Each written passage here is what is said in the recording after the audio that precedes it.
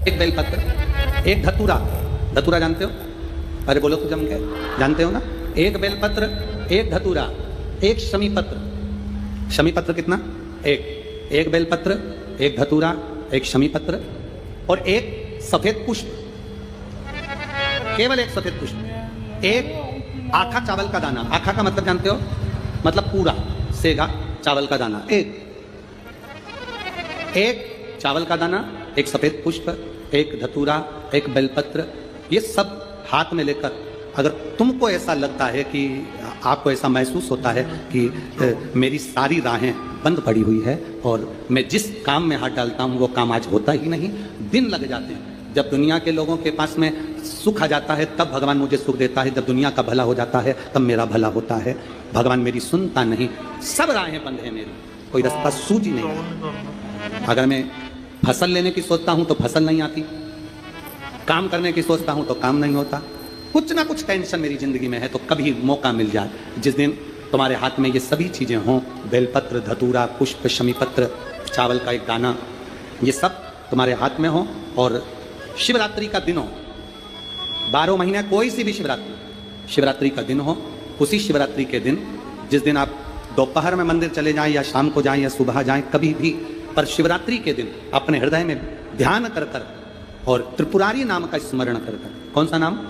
त्रिपुरारी नाम का स्मरण कर कर भगवान शिव से अपने मन की बात कहकर, भोला सब दुख काटो, त्रिपुरारी नाम का स्मरण कर कर हाथ में लेकर भगवान शिव के शिवलिंग पर अगर हम समर्पित कर देते हैं तो ये निश्चितता है राहें अपने आप खुलना प्रारंभ हो जाती है।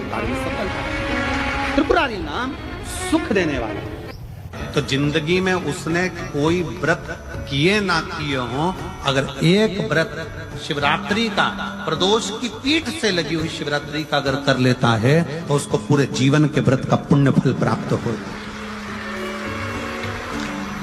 एक व्रत शिवरात्रि का प्रदोष पर्यंत की, अर्थात प्रदोष की पीठ से जुड़ी हुई। हर महीने प्रदोष आती है, हर महीने शिवरात्रि आती है। प्रत्येक शिवरात्रि, प्रत्येक प्रदोष को आप मिट्टी के अंदर मक्खन या गाय का दूध या गाय का घी, देसी गाय का मिलाकर शिवलिंग बनाकर उसकी पूजन करना प्रारंभ करें। 1 साल पूरा नहीं होगा, भले 20 साल हो गए होंगे, पर आपका गर्भ जरूर ठहरेगा, ये निश्चित।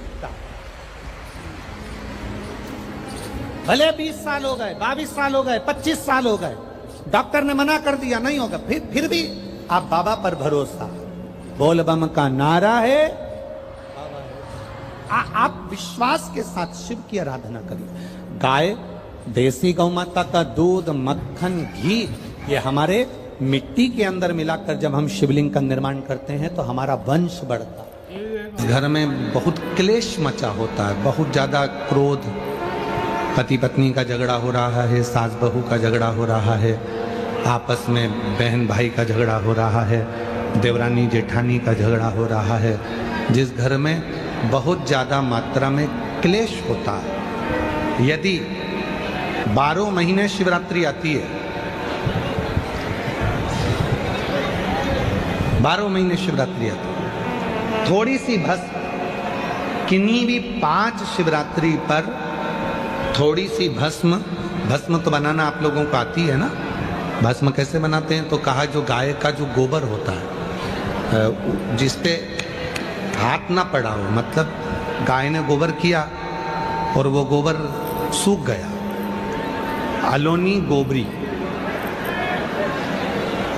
एक होती है गोबरी जिसको गोबर को लाए थापा और गोबरी बनाई, कंडा बनाया, और एक होती है अलोनी गोबरी, मतलब गाय ने गोबर करा, फोटा करा और वो गाय का गोबर वहीं पड़े पड़े सूख गया, जंगल में, वन में, रोड पर पड़ा हुआ मिल जाता है सूखा, उसको लाओ, गाय के गोबर को सूखा हुआ, उसको जलाकर, उसकी भस्म जलाकर जो राख बने, उस राख को कपड़े के 4 भाग कर कर उस पर अच्छे से उसको छान कर जो भस्म तैयार होगी, उस भस्म को किसी भी शिवरात्रि पर, 5 शिवरात्रि ऐसी ले लो, हर महीने आती है, थोड़ी सी शिव जी को चढ़ाकर वो भस्म अपने पास में डब्बी में इकट्ठी कर लो। मात्र 11 से 12 दिन तक वो भस्म शिव पर चढ़ी हुई 5 शिवरात्रि की भस्म यदि दरवाजे पर थोड़ी सी भी लेपन कर रहे हो,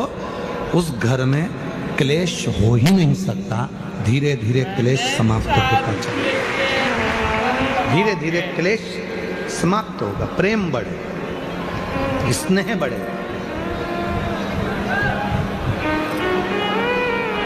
सती मैया के शरीर की जो भस्म थी, भगवान शंकर का इतना प्रेम था माता सती से कि वो भस्म शिव अपने तन पर धारण कर।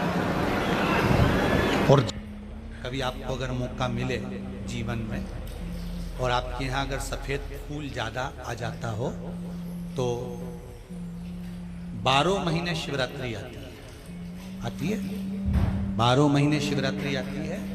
आप किसी कामना से अगर शंकर जी की आराधना कर रहे हैं या आप शिवरात्रि पर व्रत करें ना करें, 12 महीने शिवरात्रि आती है। आप प्रयास करना, एक कामना कर कर शंकर जी के शिवलिंग का और शंकर जी की जो जलाधारी है उसका शाम के समय, प्रदोष के समय पर, शिवरात्रि के दिन सफेद पुष्प की पंखड़ियों से शिव का श्रृंगार करना प्रारंभ कर दीजिए। जिस मंदिर में कोई नहीं जाए उस मंदिर में जाकर आप शिव का श्रृंगार करिए, श्रृंगार करो। आप दूसरा सोमवार आएगा, दूसरा शिवरात्रि आएगी ना, दूसरी महीने की जब शिवरात्रि आएगी तो आपको मालूम पड़ेगा कि आपने शंकर का जो पुष्प का श्रृंगार करा था, श्वेत पुष्प की पत्तियों का, सफेद फूल की पत्तियों का, कुंदकेश्वर महादेव के नाम से जो श्रृंगार करा था, उसका लाभ क्या हुआ। जो कर्जे में डूबे हैं ना, बहुत कर्जा देना है गुरुजी, बहुत तकलीफ में जिंदगी चल रही है। हम बहुत जगह जाते हैं, प्रार्थना करते हैं, निवेदन करते हैं, बहुत जगह जाकर दूध के अंदर कुछ मात्रा में शक्कर मिलाकर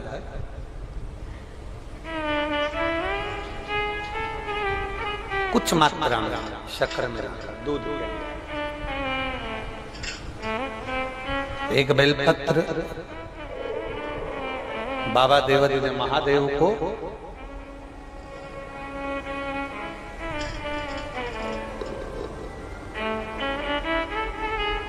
भगवान शिव को जब आप समर्पित करें तो जैसे ये शिवलिंग है और शिवलिंग की जो जलाधारी है, जलाधारी की ओर इस डंडी का मुख, जलाधारी की डंडी की, जलाधारी की ओर इस डंडी का मुख, ये से जलाधारी इधर है तो ये डंडी का मुख शिवलिंग पर इधर की ओर।